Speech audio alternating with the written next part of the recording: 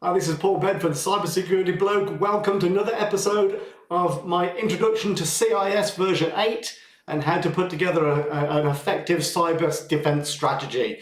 Today I'm going to talk through 4 more controls on the CIS out of the 18 CIS controls that are there. So let's jump right in, shall we?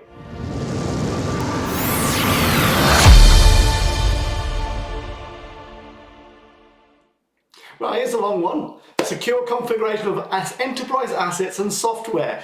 What a mouthful that is. It's great. It's actually easier. Well, it's not easier than it sounds. So one of the things that's really important, this is control number 4, is that we have a lot of devices in our estate. And we also have a lot of software on our estate. In fact, if you look at the number of devices and the number of software and combine them all, it's an immense amount of devices and software.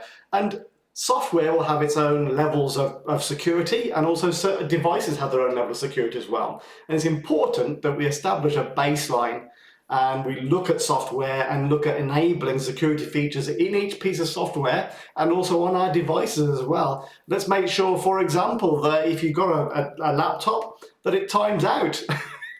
and you have to log in. It might be irritating, but it's a security feature.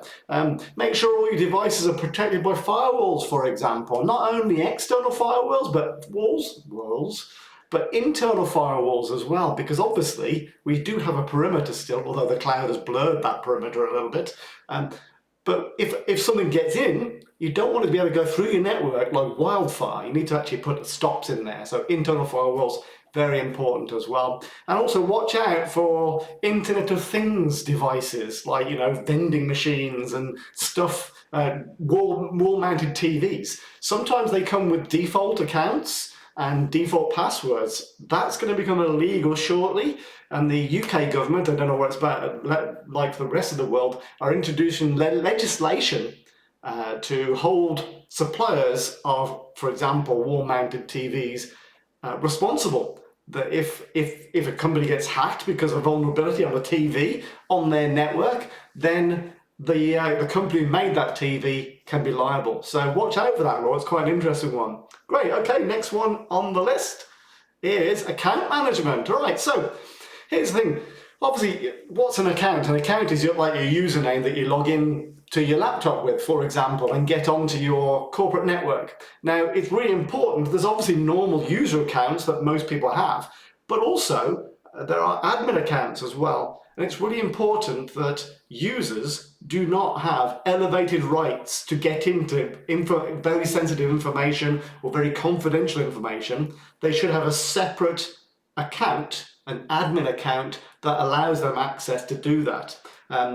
And also, one of the important things is make sure that users aren't actually using the same passwords on their user accounts as they are on their admin accounts, because that's really bad. Make sure admin accounts expire. Make sure that if they're being not used anymore, if the people leave, that the admin accounts are disabled and deleted. So that's account management. Obviously a lot more complex than just those bullet points that I've talked about there. Right, next one, access control management. Another really important control that you need to put in place. You need a process for creating access to all your different levels of data. Now, obviously, a lot of data is not going to be very sensitive. But also, I mean, if you're in an industry that's very heavily legislated, it's surprising what can happen if stuff is leaked onto the internet. So obviously there needs to be a process for giving people access to the right information at the right level, managing that access to make sure that it's valid. If they move jobs, do they still have the access, for example? And also if they leave, revoking that access. And that's something that gets forgotten in a lot of companies. Like, for example, cloning people's permissions is a real bad idea, especially if they've been at the company for a long time. So also implementing things like multi-factor authentication, where, for example, you try to log into a particular system, it will ping your phone and you have to type in a code or swipe or do facial recognition or something like that. So that's access control management. And hang on, I missed one there. Here we go. Let's do this one. Continuous vulnerability management as well. That sounds complicated, and it can be. It's like a race out there.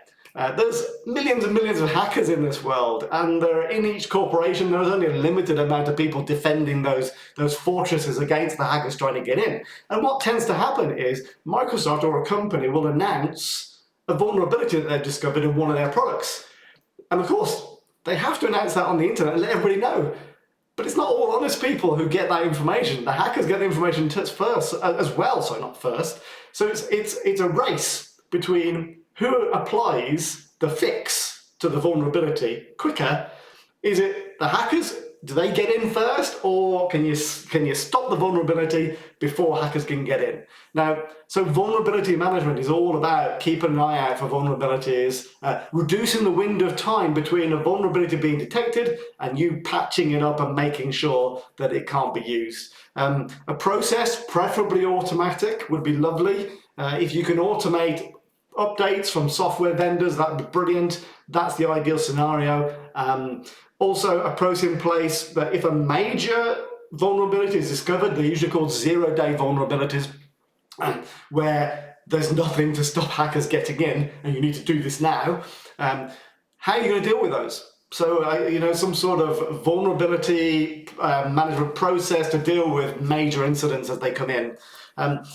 Also, as well, you want to have a regular patching cycle. So for all your servers and your software, make sure that they're all up to date, that they're being, some vendors call it Patch Tuesday, where every Tuesday they release all the new patches, and that should be distributed in your network on the same day.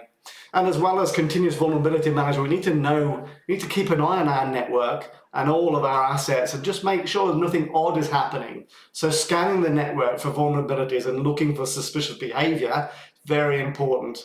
And if you do discover vulnerabilities, older software, older operating systems are normally riddled with them, unfortunately, and cause major problems. Sort them out. If you've got old software on there, upgrade it. I know it's a pain in the neck because a lot of software isn't supported anymore, vendors got out of business, that kind of thing. So those are the 4 controls I'm only going to talk about today. I hope that's been really useful for you. I hope I haven't talked too quickly either.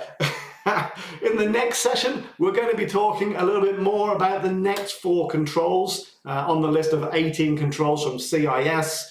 And I've been toying with asking like a nerdy question in each one of these videos, and I was just thinking, if you're a Lord of the Rings fan and you want to,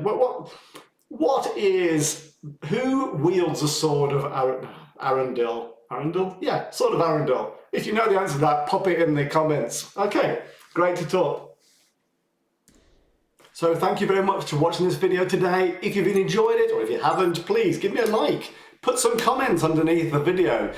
Comments make a massive difference, and I can tailor content to you in the future. If you don't want to miss any of my videos, pop over to YouTube if you're not already on there, search for CyberSec Savvy, subscribe, and put that notification bell on, and that way you'll always get a ping every time I add a new video. Thanks for watching. Great to talk.